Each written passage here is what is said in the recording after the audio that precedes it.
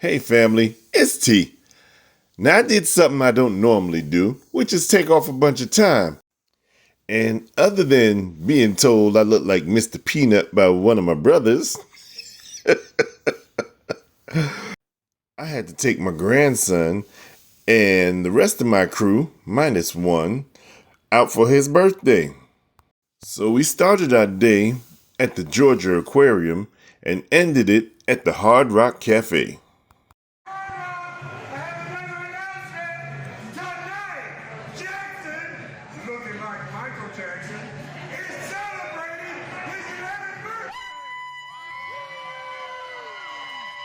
And if you know anything about me, consider yourself lucky if you don't. Before I got back, I had to do a little bit of shopping. The DeKalb Farmers Market, Buford Farmers Market, one of my favorite Asian stores. No, this is not all on the truck, but some of it is. And then, of course, I had to cook.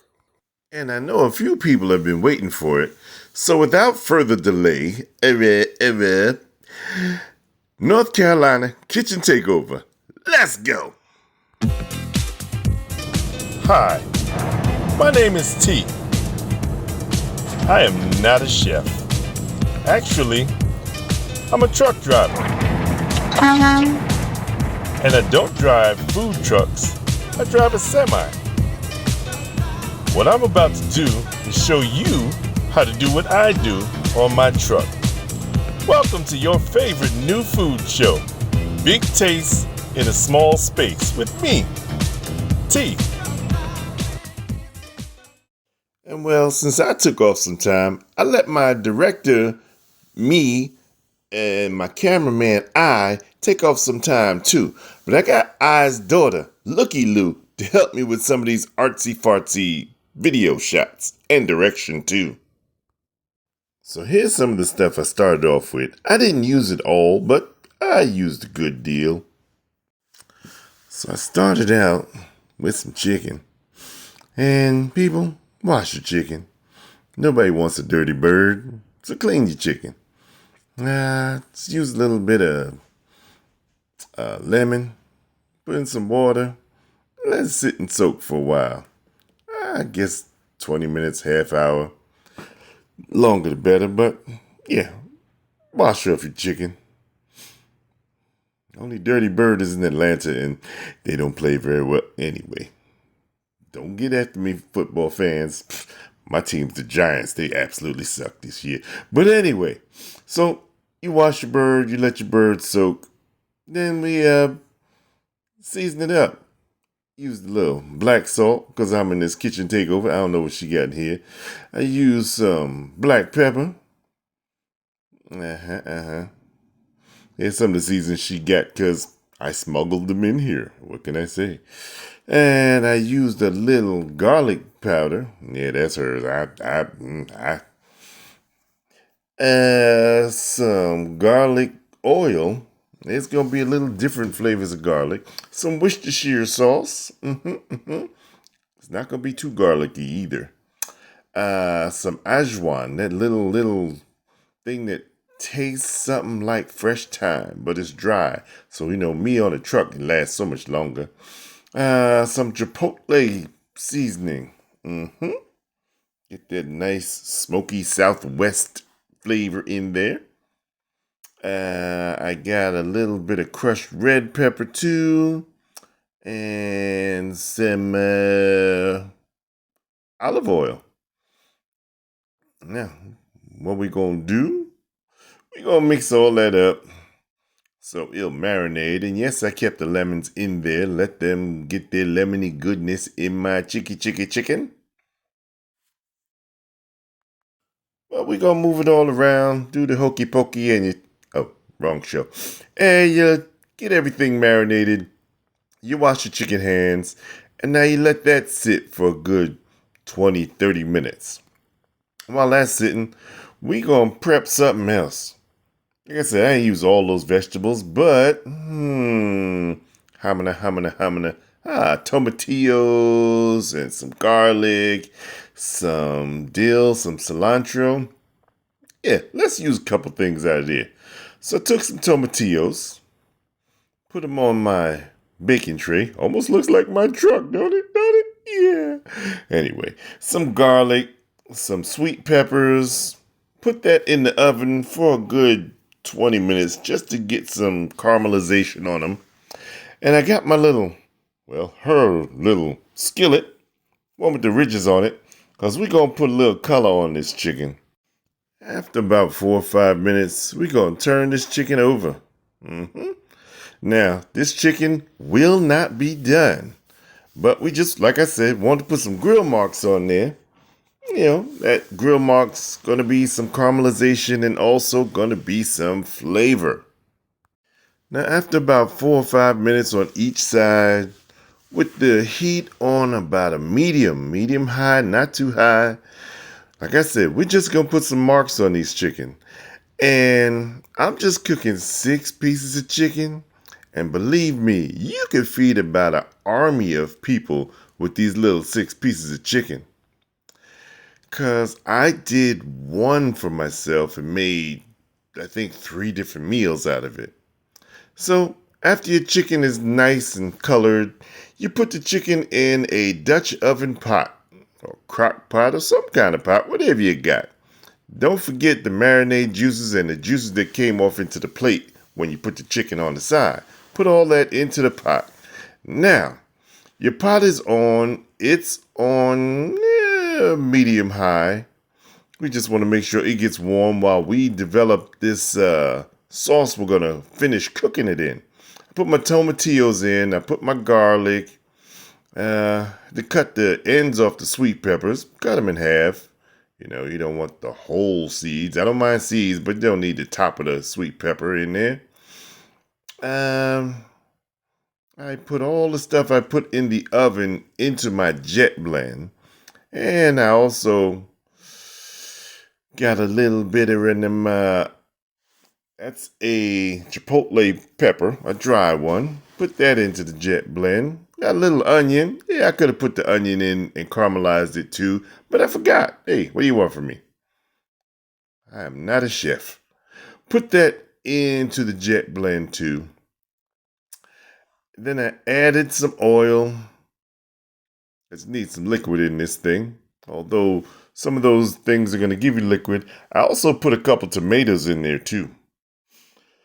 Some oil, some Worcestershire, a little sweet soy. Close it up, blend it up. Let your jet blend do its thing. You're going to need to add a little more liquid, so I put some more olive oil in there.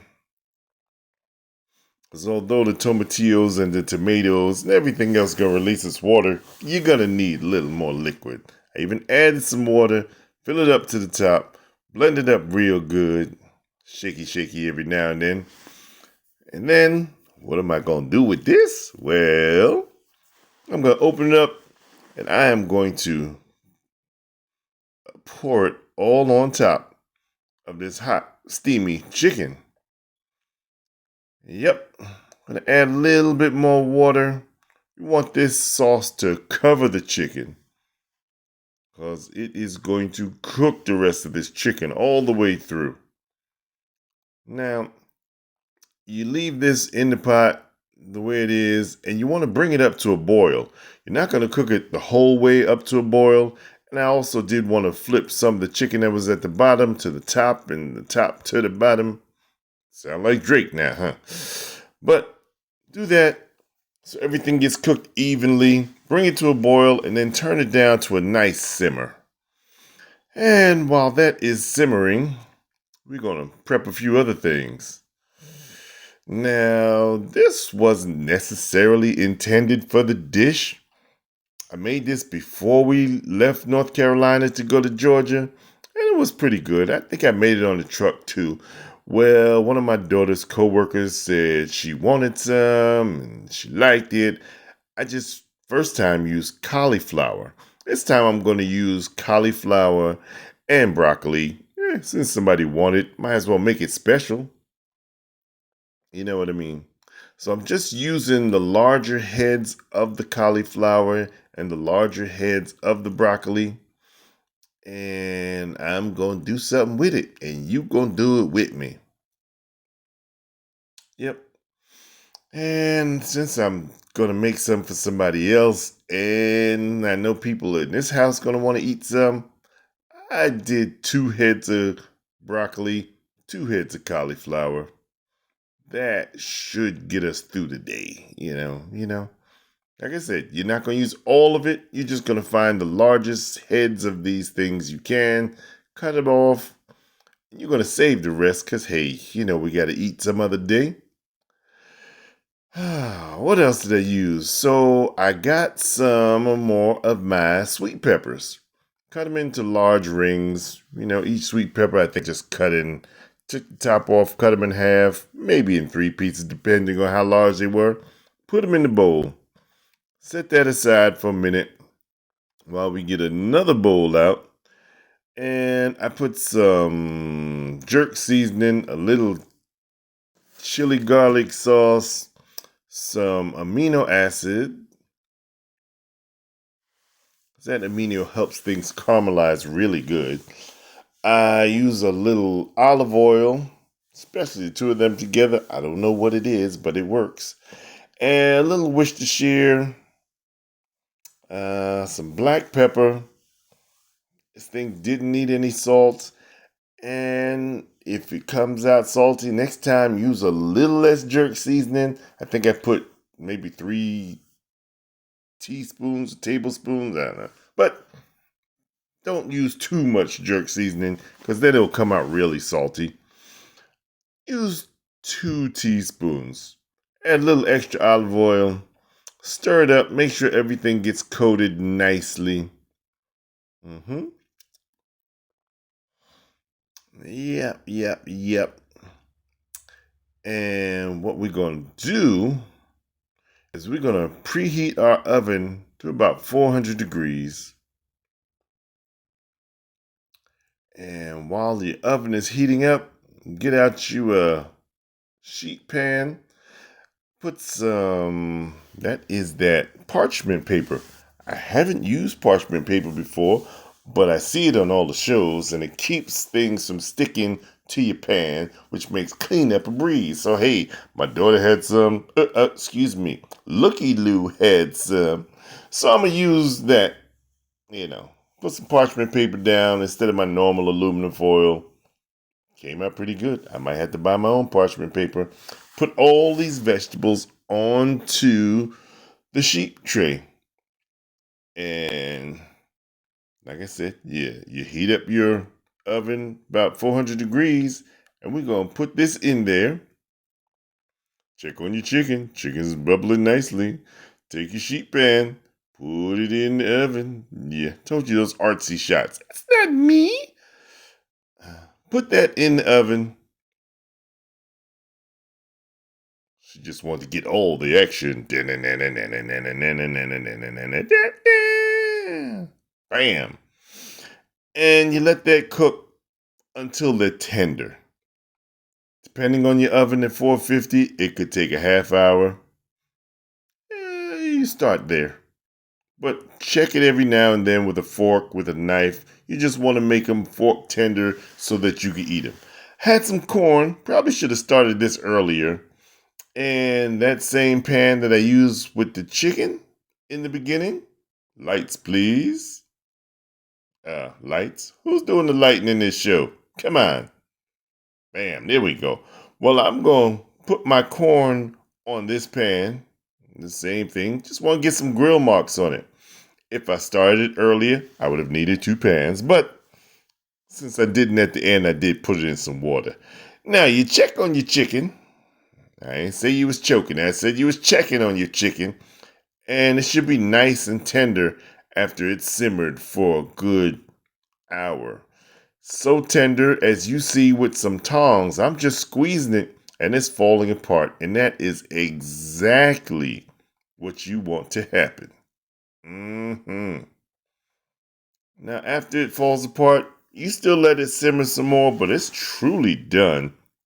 And at this point, you could serve it up. And I figured I'd add some more stuff to it. So I had some cilantro.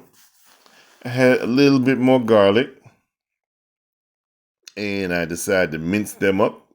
Smash your garlic. Chop, chop, chop. Chop it up with your cilantro. We're just going to add some freshness to this chicken. Now, at this point, I turned my chicken off. Yep. Because once you're going to add these herbs, you don't need to have your chicken on. The residual heat will do wonders. You add this into it at the end, and the aroma will just light up your house, your taste buds, your life. And since I had some more sitting on the side, I figured I'd do some more sweet peppers in this dish. Chop them up pretty fine, along with the garlic, along with the cilantro. I used about, 3 of these sweet peppers. Not only is it going to enhance the flavors that's already in there, it's going to look real good too.